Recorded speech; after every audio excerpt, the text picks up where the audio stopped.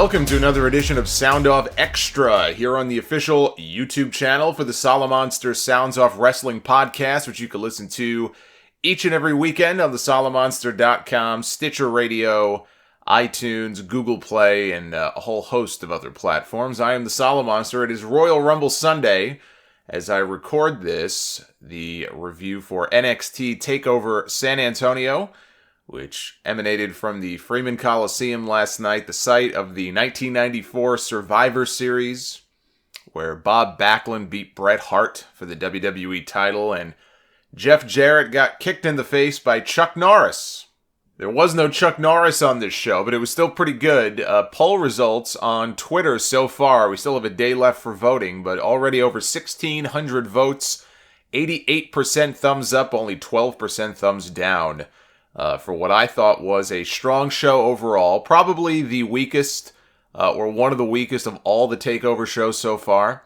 But on its own merits, I thought a very good show. And really, it just goes to show how great all of these TakeOver shows usually are, that this is so low on the list, and yet I think it's still, and clearly from the poll results, it's still very highly rated. First note, before we even get into the results here, they made an announcement on the pre-show, Corey Graves did, that he will be stepping away from his announce duties on NXT beginning a week from this Wednesday, which means I assume they must have taped the next episode of NXT here on this show, and so Corey Graves will probably be doing the commentary for that. But a week from Wednesday, Nigel McGuinness is going to be replacing Corey Graves alongside Tom Phillips and Percy Watson. I think it's a fine choice. I enjoyed Nigel's work with Michael Cole during the UK tournament. And he's no stranger to doing commentary. I mean, Nigel would fill in and do commentary on occasion on the ROH TV shows when, Steve Corino wasn't there. So Nigel, I think, will do just fine in the role. I think he's a fine choice. Percy Watson continues to offer absolutely nothing on commentary. Really, he's just a body there to fill an extra chair. Ty Dillinger and Eric Young opened the show. The crowd loved Dillinger. A lot of these crowds love Dillinger. Those 10 chants during the referees counts, they're going to get real old real fast. But it's over right now. There's no doubt about that. Tons of interference here by Sanity. Killian Dane, the former Big Damo, at one point gave Dillinger a running cross body block on the outside. If I saw somebody as big as Damo running at me, full speed, the way he was here, I would shit myself. I was not paying attention to Ty's lower half. I can't say whether or not he shit himself, but it was an impressive running body block. At a different point in the match, Ty had the match won. He hit the tiebreaker over the knee and had Eric Young pinned, but Alexander Wolf reached in. He grabbed EY's boot, put it on the rope. Dillinger took out all of the Sanity members outside with a big dive, but unfortunately for him, he got caught with the wheelbarrow neckbreaker by Eric Young and was pinned. So Ty Dillinger loses again, perennial loser here in NXT. First of all, I think we can all agree he's got to be in that 10 spot tonight in the Rumble. I just don't see how you don't put him in there. But one of you guys on Twitter made an interesting point about how with all of this losing, and now with Bobby Roode being the NXT champion, it seems like maybe they're building Dillinger for something bigger, which sounds completely counter because he's losing every match, but that's how things work in WWE. How many times have we seen guys, for example, win the Money in the Bank briefcase and then go on a losing streak and then they win the championship? So you got to kind of get in their mind here and their psyche and put yourself in their shoes and try to think, okay, what do you think they're doing here? How are they kind of looking at this? And he makes a good point, and I hadn't really thought about this, where he's losing all of these matches. People are totally into him, but he keeps losing, and they've been telling the story about how his confidence is just completely shot. All of this self-doubt creeping in. Maybe I don't belong here. Maybe I should be leaving and doing something else. And maybe what it's doing is it's building to an eventual NXT title win. Possibly even in Orlando over WrestleMania weekend. Now, I hadn't thought about that, but I wouldn't rule it out. People love this guy. They're still behind him even after all the losing. And I don't know that it's just the 10 thing. Obviously, the 10 thing is way over. But I think people genuinely like this guy. I don't know that I see Ty Dillinger as an NXT champion, not for any real length of time, but I do think that telling that story and building to him winning the title could work. I think people could buy into him in that main event at least once, and they would get behind him and all the dramatic near falls. I think it could work. I really do. And I don't think he would have the belt for very long if he did win it, but I do think it could work. And Bobby Roode would be the perfect person for him to beat for it because, Roode is made of money and the fancy robes, but he was Dillinger's first feud when he came into NXT. So there's already a history there. There's already a backstory between Roode and Dillinger. So the more I think about that, the more I actually like that idea. They showed Samoa Joe sitting at ringside wearing a suit, although he never did show up again for the rest of the show. He is my pick. As you know, if you listen to yesterday's podcast, he is my pick to win the 2017 Royal Rumble. All of the odds and all the rumors be damned. I'm going with Samoa Joe. And I like that. I really do like that pitch that I made on the podcast yesterday where he wins and basically is a free agent for the next month or so. He can show up on Raw. He can show up on SmackDown. He can lay out Roman, or he can, assuming Roman wins the title tonight, or he can get up and Cena's face on TV or AJ's face and really, tease who is he going to go after? Which title is he going to go after at WrestleMania? I like that idea. We had Roderick Strong against Andrade Cien Almas. Now, this was a war. This was a friggin' war. These guys beat the holy hell out of each other. Roddy in particular, I would not want to work against Roderick Strong. I'm sure he's very safe and he's very well liked and respected, but I watch this and I think to myself, nope. It's like when I was younger. I wasn't like a big ECW fan back in the day. I became more of an ECW fan in the later years after the fact when they were already dead, and I would go back and watch some of the older shows. But every now and then I would flip on, like locally it was on the MSG network at 3 o'clock in the morning, and I just remember watching ECW and thinking to myself, I would never in a million years want to work in that company. I would be scared to death to work in ECW. Like, you watch some people or you watch some of these shows sometimes and you kind of think to yourself, man, if that were me, I just can't see myself in that situation. Roddy is, his moveset is brutal. I mean, he makes it look real, that's for sure. He's a hard hitter, but there was a backbreaker in here that he gave Almas that made my back hurt. He won with the sick kick after reversing out of Almas' hammerlock DDT attempt. This was better than I expected, and maybe it shouldn't have been. Maybe I should have expected it because Almas, even though he's kind of been a bust up to this point anyway in NXT, and Roddy is new there, but these are two really good pro wrestlers, and you never know how the chemistry is going to be between two guys that I don't think have worked together before. But when you have two really good pro wrestlers like that, you probably should go into this expecting a really good pro wrestling match, which is what we got here. Almas, I will say, I do think he's been a bust up until the point that he turned heel. He's starting to turn things around. I think he is so much better as the cocky, arrogant heel than he ever was as the Chippendales babyface. DIY and the Authors of Pain for the NXT Tag Team Championship. DIY's reign has come to an end. It was a brief one, only a couple of months. Authors of Pain are your new tag team champions, winning with the Last Chapter. That's their leg sweep clothesline combo. This was an excellent match. Best Authors of Pain match just by 5 country miles that I've ever seen them have. Gargano and Ciampa used the same stereo submission finish that won them the tag titles in Toronto against the Revival, where they each had Shredder's boys over here, Razor and Toka, in submission holds. They looked like they were going to tap. Now, I say they looked like they were going to tap out. I'll be honest with you. I don't remember if it was Akam is one of them, I think is one of their names. I never really bought into the fact that either one of these guys was actually going to tap out. So I can't say that I did expect the match to end there, but I know what they were going for. They wanted people to buy into the fact that, hey, they won the belts using this double submission finish, and now they're going to beat these guys, and they're going to tap out for the first time. Of course, that didn't happen. And one of the Authors of Pain powered back up into a standing position. I think he was holding Gargano up in the air, and he body slammed. He turned it into a body slam on Johnny Gargano, and he slammed him right on top of Tommaso Ciampa, and just completely broke up their submission attempt. I thought that was actually very impressive, and got a holy shit chant from the crowd. They hit the Super Collider, power bombing Gargano and Ciampa back to back, and then the Last Chapter. to win the tag team titles. And I'm bummed that Gargano and Ciampa, they had such a short run with the belts, but they'll get them back. They'll get them back in Orlando would be my guess.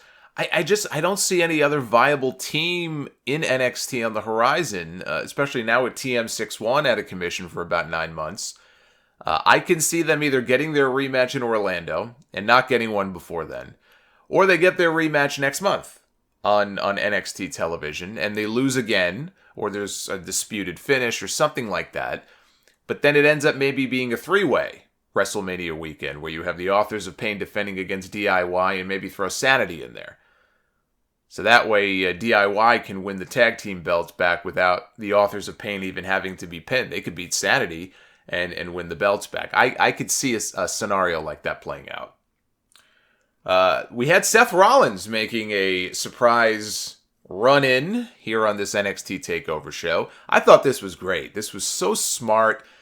This was great. It got people all amped up. They were all excited. They weren't expecting to see Rollins. Rollins was literally shaking with rage. If you go back and watch him holding the microphone in his hand, he looked like he had Parkinson's. He was shaking with rage, and he was saying, Triple H, I know you're back there. Get your ass out here. I'm just shocked it took him this long to figure out that Triple H was going to be backstage at these NXT shows. He should have showed up in Toronto Survivor Series weekend. He could have found him there. So Triple H eventually walked out, did not come down to the ring. He called out his security goons to come out, and Rollins beat a bunch of them up, but then there were too many of them, and they carried him out. So I thought this was a hot angle. I just got done talking about this on the podcast yesterday, that this feud was ice cold. They put this thing on the back burner for so long that it just was so cold, and they had to do something to heat this thing up. And my idea was, and I still think that they're going to do this tonight. Just because Rollins showed up here doesn't mean that they still can't do this. That tonight at the Rumble, Triple H ends up being a surprise entrant. And why wouldn't he be? He won the damn thing last year. So he comes out as one of the surprise entries, and Seth Rollins again comes out from the crowd. He's barred from the building. He's not supposed to be there, but he comes out from the crowd anyway, and he somehow screws over Triple H. He eliminates him. Triple H is out of the Royal Rumble and angry now and pissed off at Seth Rollins, and now you have a real reason for him to want to get his hands on Seth, and that can, be the catalyst for them to have a match. So I still see it going down that way, but I thought this was brilliant, the way they worked him into the NXT show here. We had a fatal 4-way for the NXT Women's Championship. Asuka defending against Nikki Cross, Billie Kay, and Peyton Royce. This turned into a real good match, but nothing close to some of the other women's matches we've seen on these takeover shows. Nikki Cross, I have to say, is a lot of fun to watch. She's a wild woman. She ended up being dragged up on stage by the announce desk, and Billie and Peyton gave her a double suplex off of the announce desk and through a table that was strategically placed right next to the announce desk. So that was a cool spot. Reminded me of when Kevin Nash powerbombed Eric Bischoff off the stage, if you remember, at the Great American Bash, down through a bunch of tables that were also, they also just so happened to be placed next to the announcers by the stage. It's funny how that works. I would like to think that they have staff at these shows who think to themselves, they're smart enough to think, what if these guys fight over here? We ought to scatter a few safety tables throughout the building just in case. So that spot took Nikki Cross out of the match. Billie and Peyton ran back to the ring to double team Asuka. Now, here's the thing, and a lot of you pointed this out, and I thought the same thing as I'm watching this. If Billie and Peyton didn't care who won the match, and clearly they didn't, because there was at least one spot here, I think it was Peyton who hit a Widow's Peak on Asuka and got a near fall out of it. It's not like Billie tried to break up the fall. So there was at least one pinfall attempt that did not work. If they didn't care, who got the fall, then I have no idea why they didn't just try to pin each other. Right? They never even teased it. There was never even a tease of them like, hey, you get down and I'll pin you. But then it gets broken up. Or maybe one of them has a change of heart and kicks out. Never did anything like that, not even once. So that made absolutely no sense. Asuka fought back. It was 2 against 1, but she fought back and she ended up kicking Peyton right in the head and got the pin. And the finish felt to me like it came out of nowhere, honestly. It felt a little flat to me. But this was a really good match. Asuka remains undefeated. I still say Ember Moon is going to be the one to take the title off of her at some point. Because again, kind of like with the tag teams, I look at that women's division and you've got Liv Morgan and you've got Aaliyah and you've got Billy and Peyton who just lost. And who else is there? I mean, who else is on the horizon that could reasonably and realistically take that championship off of Asuka, like in the next few months? Ember Moon is really the closest thing to that. Main event was Shinsuke Nakamura and Bobby Roode for the NXT Championship, the battle of the two best entrances in all of NXT. And aside from maybe Goldberg and The Undertaker, the two best entrances in the entire company. Two guys who, whenever they get called up to the main roster, whether it's this year, next year, when they eventually get their WrestleMania moment, their entrances, they're so perfect for something like WrestleMania. It's going to be awesome. And I still hope, and I said this many months ago when I first saw that video on YouTube. It was not long after Nakamura came into the company, and I always forget her name, and I know you guys will point it out to me in the comments, but there is a very talented young lady and there's a video on YouTube of her on the violin doing Nakamura's theme. It is unbelievable. And I know they already did the violinist entrance of his music, but I want them to bring her into WrestleMania one year to actually do a live performance of Nakamura's entrance music as he comes to the ring. It has to happen. It has to. It's so perfect. Speaking of Nakamura, he was carried to the ring on a cart or a platform of some kind. I got flashbacks to those WrestleMania 3 ring carts. They used the same ones at WrestleMania 6, and then we never saw them. Actually, they might have had them at WrestleMania 8. I don't remember now. It was either 6 or 8. That was the last time we ever saw those carts. I wish they would bring those back. Bobby Roode, I have to give him props on his robe game. His robe game was spot on here. This guy, when he comes out in that robe, he looks like a superstar. And I know there's some criticism of Bobby Roode. I don't get it. He's so boring. He's not flashy at all. He's so basic and bland. What do people see in this guy? I mean, I was a fan of his work in TNA, and I saw him do, a lot of pretty cool stuff. But no, I mean, Bobby Roode is not a flashy kind of guy. Him and Austin Aries were a tag team. They were the Dirty Heels, and I was a big fan of their act. And they're two very different wrestlers in many ways. Austin Aries is more of a flashy guy who flies around, and Bobby Roode was more of the technician or the brawler, and they complemented each other very well. That's just not the kind of guy that Bobby Roode is. But I've seen what he can do, and I've seen him do like the comedy stuff, and I've seen him be more serious, and he's just a really good pro wrestler. Is he the best pro wrestler in the world? No, but when the guy walks out, he looks like a pro wrestler, and in the ring, he's more than capable. And I thought he did a fine job tonight. But the robe thing, I think when Roode first went heel in TNA, that very first robe that he used, because his gear, once he started wearing that, it just he looked like a pro, and everyone else all of a sudden looked like an amateur. Because we don't really see guys like. Not too many guys, at least in WWE, come out wearing those like old school looking robes anymore. So now when somebody does, it stands out more. But the story there is I think that first robe in TNA was actually given to him by Terry Taylor, who I think Terry might have been working for TNA at the time. But I definitely, watching him on this show last night, I definitely got a Ric Flair, Terry Taylor vibe from that robe that he was wearing. We definitely need more of those in wrestling. The storytelling here I thought was quite good. There was a scary spot early in the match where Nakamura was up on the top rope and Roode grabbed his leg and sort of flipped him over backwards. And Nakamura hit the steps on the way down. You could hear the thud, and then he hit the floor. It looked super dangerous, and that was the first time that we saw Nakamura favoring the knee. It didn't last very long because then he started grabbing his neck, but he was definitely holding his knee. And I don't know that the announcers tied this in to what happened with the knee stuff at the end of the match. If they did, then I must have missed it. But I saw this spot as a prelude to what was to come later in the match.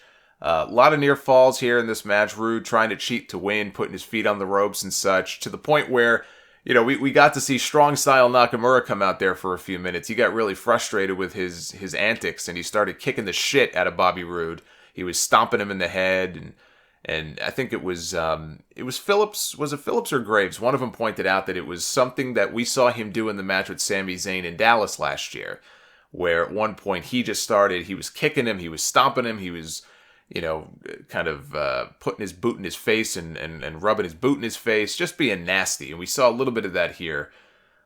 He hit the Kinshasa on Roode. on the apron. So Roode was out on the apron. He came off the ropes. Nakamura did hit him with the Kinshasa, but then he fell. I think he hit the apron, then he hit the floor. And in falling, he grabbed his knee. And again, I don't think they tied in that spot from earlier in the match, but this I saw as a follow-up to the tease of a knee injury earlier, and he sold it like he was hurt. He got back in the ring. He hit the Kinshasa on Roode again, had the match won, but as soon as he hit the Kinshasa, he immediately clutched his knee in agony, almost like he had torn something. The referee called for the doctor. It looked like they were about to call the match off, but Nakamura, beating the fighting champion that he is, or dumb babyface, I guess it depends on how you look at it. He said, no, I'm fine, I can do this. And he got back in the ring, and immediately as he got back in the ring, Roode laid him out with the glorious DDT. They got a great near fall out of it. Nakamura kicked out at like 2.5, and the people went nuts, and they're chanting, "This is awesome." And Roode couldn't believe it. He had this incredulous look on his face. He locked Nakamura in a single leg crab. He was punching away at the knee. Nakamura's just shrieking in pain. You're thinking, all right, this guy's got to tap out here. But he didn't. And they showed Matt Bloom outside the ring very briefly, the former Albert and Tenzai. He's now the head trainer at NXT. He came out. They mentioned that he was there. He was the acting general manager for the night since William Regal was sick. I thought that this was building to a finish where Albert was going to just say, okay, you got to stop the match. But we never saw him again. He didn't factor into anything at all after this. Roode hit another glorious DDT, and that was enough for the pin. And so it took 2 implant DDTs to get the job done, but Bobby Roode pinned Shinsuke Nakamura to become the 12th NXT champion in history. The way things were going, I thought I was going to hate that finish. I really did. I was like, oh God, here we go. They're going to do this. They're going to call the match off. I wasn't a fan of where they seemed to be going with this, but the way it played out and it kind of dragged on, I thought it was really dramatic. I thought it was really well done. For the people asking, I don't see how this opens up a spot just because he lost the title for Nakamura in the Royal Rumble tonight, because he's supposed to be hurt. I mean, if they didn't play up the knee injury and he just lost the championship, I would say, maybe we are going to see Nakamura in the Royal Rumble.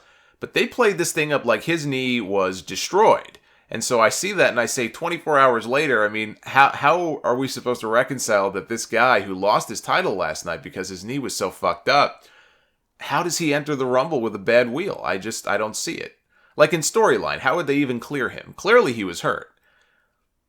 I think it's much more likely we get Joe and someone like Hideo Itami in the Rumble than we do Nakamura, just based on what we saw here. So, I mean, anything's possible, but I think it would be a real leap in logic in just 24 hours for him to go from a guy with, like a one-legged guy to being allowed to compete in the Rumble. But we'll see what happens. I guess we'll find out in a few hours. And so that was your NXT TakeOver San Antonio review. Again, a strong show overall, even though I thought it was one of the weakest takeovers yet. It's a credit to them that they could churn out excellent shows, that this one would be towards the bottom of the list, and it's still, at 88% thumbs up as I record this right now. Follow me on Twitter at Solomonster. I'll be live tweeting during the Royal Rumble tonight, and will hopefully at some point, maybe tonight, maybe tomorrow, I'm not sure, be doing another one of these Sound Off Extra reviews for the Rumble that I hope to get up here on the YouTube channel. So if you're not subscribed, hit the subscribe button. Follow me on Twitter, like I said. And you can check out my Royal Rumble predictions if you're listening to this and it's still a few hours before the pay-per-view. All of my Rumble predictions are on episode 480, which you can find right now. It's up on Podbean, iTunes, Stitcher, Google Play Music, TuneIn Radio, Audio Boom. It's so many different ways to download the normal weekly show, which traditionally goes up every Sunday, although this weekend it went up a day early. So definitely check out the full shows if you like what you heard here. We'll be back very soon with another one of these Sound Off Extra videos here on YouTube. So until then, be well, stay safe, enjoy the Royal Rumble tonight, and we'll see you back here again real soon. Take care, guys.